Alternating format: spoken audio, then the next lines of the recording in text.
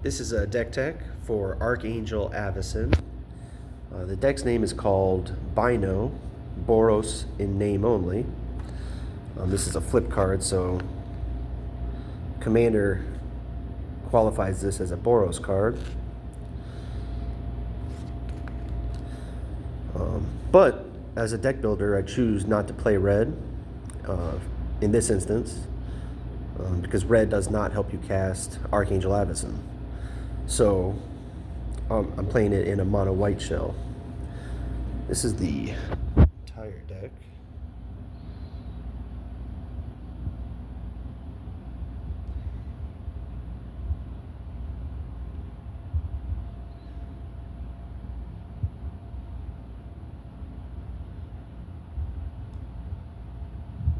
All right, but I'll go over each card individually. Archangel Avacyn it's a good commander.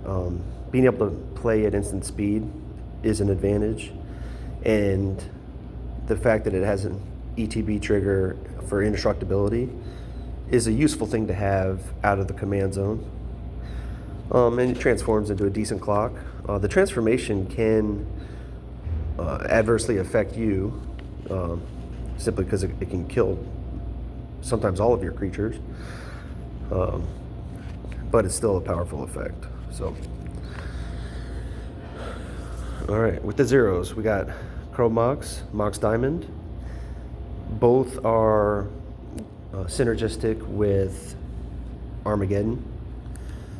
So I do like having some artifact mana, as well as it's nice to have some acceleration. A good combo is with what you'll see when we get to the 1-drops, land tax. So a way to get ahead on land tax would be, playing artifact mana without even playing a land, potentially. Not advising you miss your land drops, but I'm just saying this deck is able to enable land tax better than most decks because of artifact mana. But land tax is just a very, very good card. Soul Ring. Tithe. Instant speed, you get a plains, and if an opponent has more land than me, I can get 2 plains. Path to Exile, very efficient removal.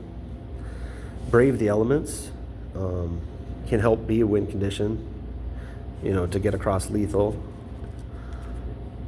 Generally, it's just a protection spell.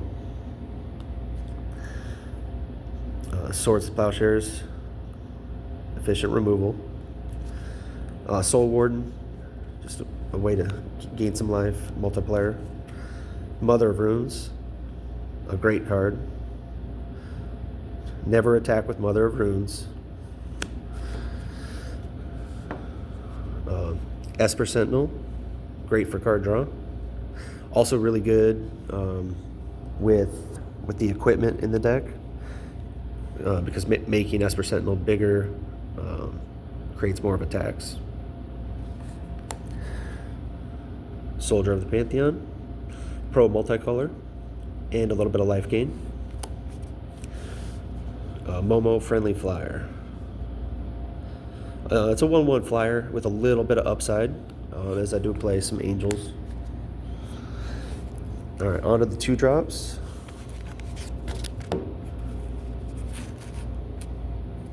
Grim Monolith, great mana acceleration.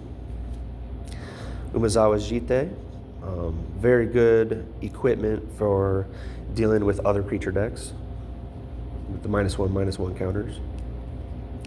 Pearl Medallion, making my white spells cheaper.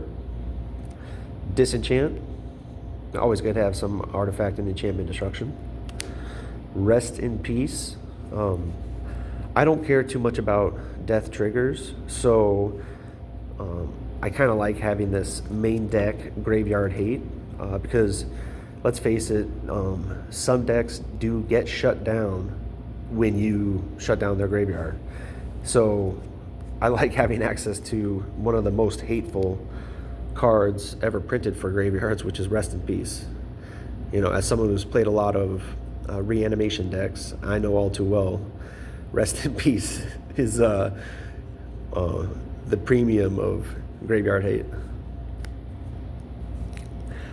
Balance, very strong card, can be awkward at times, but you know, I kind of like dragging games out. Thalia, Guardian of Thraben. Probably too good of a creature. That effect is super annoying for a lot of decks. Stoneforge Mystic. You'll notice I have some equipment that is good to search out.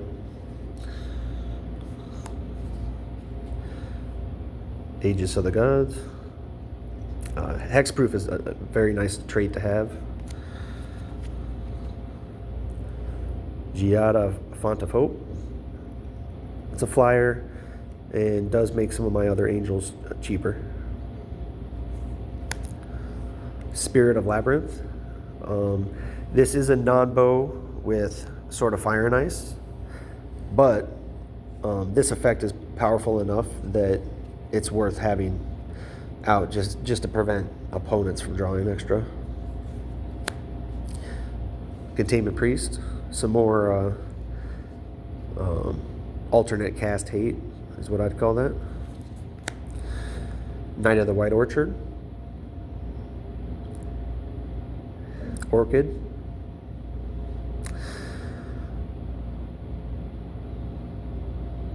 This is another one that checks opponents' lands, see if they have more, and if they do, I get to search one out. Pro Red Shadow and Pro Black Shadow. Just think of these as unblockable. Unblockable is pretty good with swords, so that you always get the triggers. Flowering of the White Tree. Pumps all my creatures, makes the legendary creatures even bigger. With Ward, that's pretty cool. Cloud Midgard Mercenary, another good artifact. I play it mainly just because it's a cantrip for a sword of my choice, basically. I still think Stoneforge Mystic is a better card, but in certain situations, this can be better, so it's not all downside. All right, on to the 3 drops. Sword of Fire and Ice, Pro Red, Pro Blue. Light and Shadow, Pro White and Black. Feast and Famine, Black and Green. O-Ring, Oblivion Ring. It's a catch-all, so because it's any non-land permanent, it's nice to have that just in case. Banishing Light, similar thing.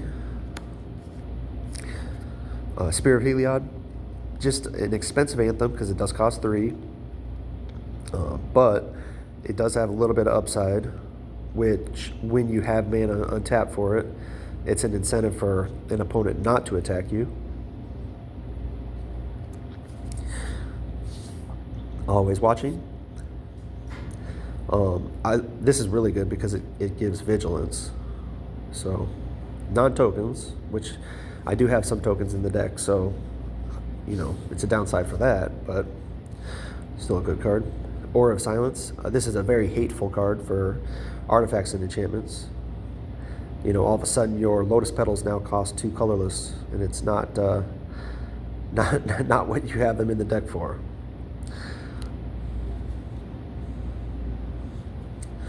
Johnny, Caller of the Pride.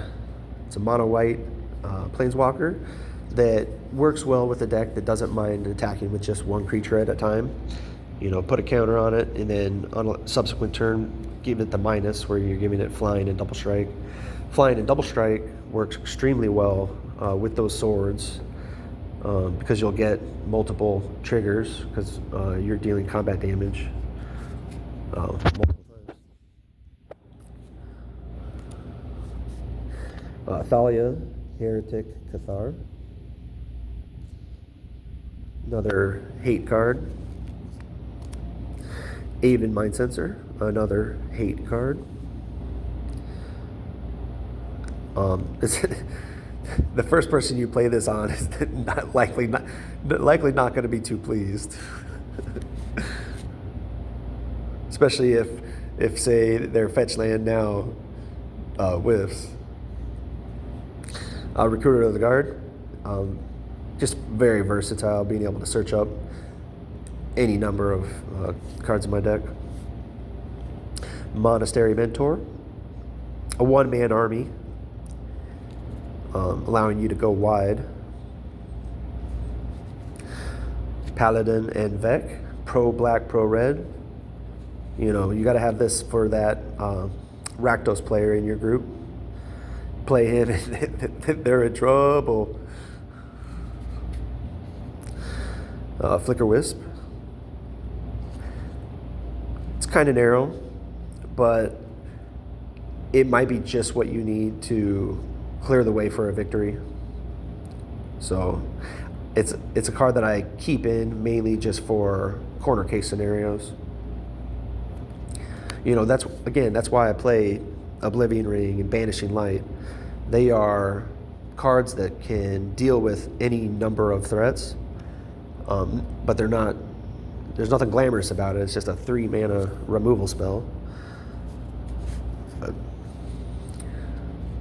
Mirren Crusader, very good with swords, because it does have that double strike, getting double triggers. Pro black, pro green, that's also extremely good. And then, because this is a Boros commander, I do play Boros Reckoner.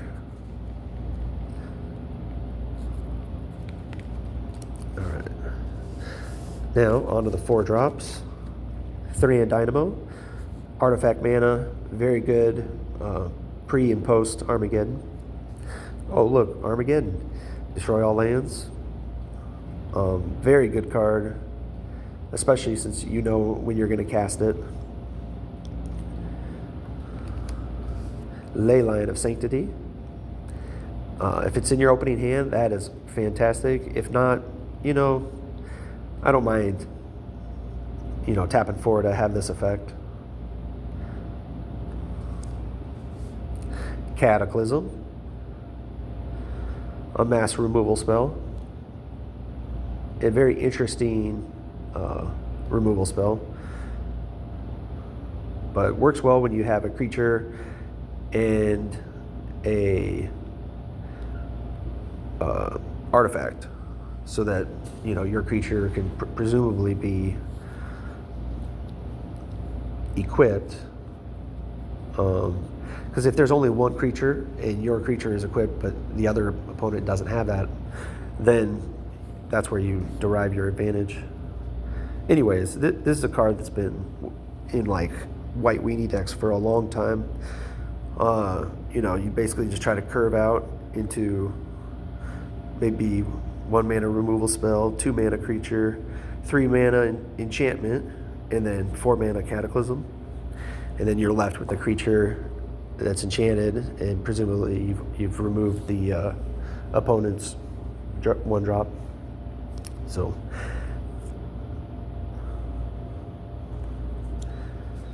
Restoration Angel, very versatile, flash. It's a lot like this commander in that you can save, you can potentially save a creature that's being targeted, or you know, that's what this effect does as well with the indestructibility.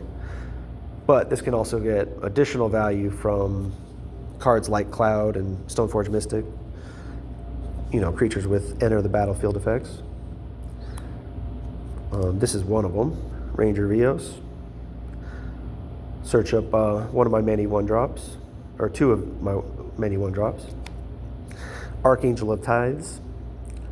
This is kind of a narrow card, but I think it's an interesting card.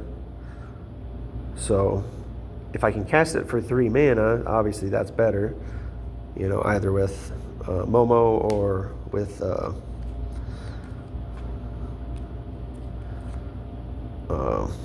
Giada. So, because yeah, if this costs 3 mana, I'd feel a lot better about it. But you know, playing on 4 is okay. All right, on to the 5 drops. We got Batter Skull, Heavy Equipment, Tragic Arrogance, similar in nature to Cataclysm, but a little bit different. Route, really nice if you have 7 mana, because then instant speed Wrath of God is extremely powerful. Blinding Angel. If an opponent doesn't have flying, they're probably not going to be able to attack.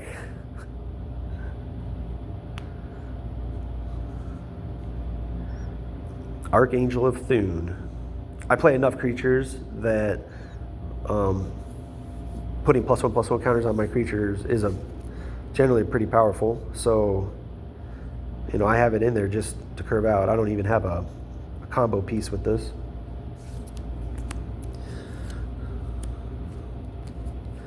All right, on to the 6 drops. Oh, and of course, the commander does cost 5.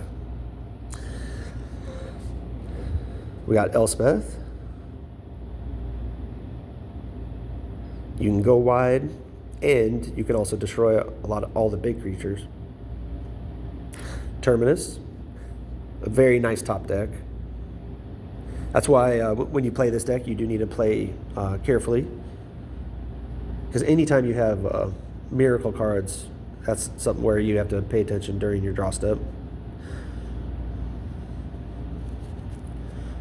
Or anytime you would have to draw your first card. Linvala, the Preserver. An okay card. When it doesn't get full value, it's pretty annoying. And then the only other bigger ones are Elish Norn at 7. And Iona at 9. And then as far as land go, we just got 29 planes and 6 non-basics. 2 of the non-basics do not tap for white. So that's Ancient Tomb, which is mana acceleration. And then we have a glorified Maze of Ith. It taps for 1, but we can then do a Maze of Ith type of effect for 1 and a white. Is that Ijango? Iganjo Castle. Prevent the next 2 damage to a legendary creature, which I have plenty of legends. Speaking of legends, this is a legendary land from Legends, Caracas. Tap for a white, or it can tap to return target legendary. You know what? I don't know how that's been errated. It might be target legendary creature I control. Because I don't think I can target an opponent's creature. We'll have to check the check the errata on Caracas. It's been a while since I played that card. Flagstones of Trocaire. Very good with Armageddon, because if this is out when all the lands get destroyed, the triggered ability allows me to search planes. And then Windbrisk Heights does enter tapped, but I am able to activate that the hideaway pretty easily. So I play it because it ends up being a free spell. So it's kind of like this is a delayed card draw, but sometimes way better than just a delayed card draw. Because, like, imagine you had this, or probably even better would be this. Play that for 1 white, deal. All right, So that's the deck. It plays just like you would expect it would. It's a mono white deck where you're just curving out, playing cards every turn, and then your bombs just happen to be, for the most part, they're removal spells, right? Because like Armageddon is a card that Armageddon, Rout, Balance, Cataclysm. I mean, I would even consider Elish Norn almost like a mass removal spell, but it's actually a creature that costs 7. So, but yeah, play creatures, get the right equipment, because depending on what's best for the situation, because usually it's nice to have a sword in play so that even if they end up dealing with your creature, they're going to have, if they don't deal with the sword, every creature subsequently that I play is still going to be a major threat. So this does rely on equipment, but it's pretty consistent because it is a monocolored deck, so it's not hard to curve up to 5. Because I mean, once you hit 5 mana, you can pretty much cast everything you need. Now, of course, there are some things that do cost a little bit more, but for the most part, the deck is lean enough that once you hit 5 mana, you're casting almost all your spells. And as you saw, I have artifact mana as well as some, tithe and land tax effects to help with the mana. So, apologize if I went off tangent a little bit on this one, but again, this was the deck tech for Archangel Avacyn. It's BINO, Boros, in name only, and it's just my mono white deck that I trust in a multiplayer format because I feel like it might not necessarily be built to do lethal to multiple opponents at once, but it's built where I can take down one opponent at a time. So that's the beauty of it. It's a fair deck that attacks on multiple axes because some of my creatures end up taxing your strategy. Thalia is a good example, both Thalias. So I play that card and its effect on me is minimal, but its effect on you might be significant. So I'm hitting you on that side of things. But I'm also playing cards that have really good evasion in terms of, pro black, pro red, protection from various colors. So, but yeah, this is a very good commander. Any commander you can play at instant speed that has a reasonable enter the battlefield effect, is something that I'll be interested in. And it's certainly not crazy because it's underpowered in terms of damage output. Because again, 5 mana for a 4 power that's certainly not a strong stat. But I play it mainly for its supportability. Like to me, it's just like, because I play this card, I have an extra card to support my overall strategy. Because my overall strategy is not like, oh, I can't wait to cast this card. No, this is like a card that I like to have to support what I'm actually doing, which I'm trying to win with the deck itself. So, I look at Archangel Avacyn as just like a parachute, if that makes sense.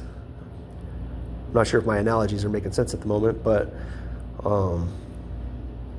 if you want to cast it right on 5, you can. But again, I like having it for a response to someone's